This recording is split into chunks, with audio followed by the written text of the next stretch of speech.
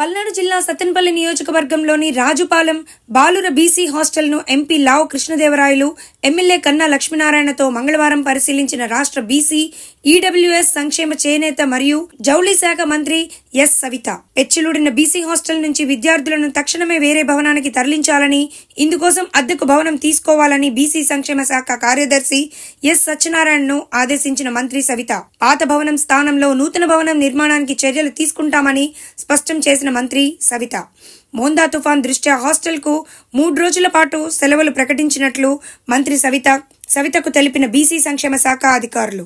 ఈరోజు పల్నాడు జిల్లా మరి సత్తెనపల్లి నియోజకవర్గంలో ఈరోజు మాజీ మంత్రివర్యులు, సీనియర్ నాయకులు, స్థానిక శాసనసభ్యులు కన్నా లక్ష్మీనారాయణ గారు, అదేవిధంగా మరి పార్లమెంటు సభ్యులు లావు కృష్ణదేవరాయ గారు, మరి అదేవిధంగా మా బీసీ సెక్రటరీ మరి సత్యనారాయణ గారు, మరి ఎంజేపీ సెక్రటరీ మారి గారు అందరూ ఈరోజు సత్తెనపల్లి నియోజకవర్గానికి వచ్చారు. ఉదయం MJP school, Mahatma Jyotirao girls school కూడా ఇన్స్పెక్షన్ చేశాం. అక్కడ విద్యార్థులతో కూడా ఇంటరాక్ట్ అయ్యి వాళ్ళ సమస్యలు ఏంటి ఏం పరిస్థితి, ఎలా చదువుకుంటున్నారు, ఏంటి ఈ తుఫాను వల్ల ఏమైనా సమస్యలు ఉన్నాయా, మరి ఏంటి తగు జాగ్రత్తలు కూడా తెలియజేశాం.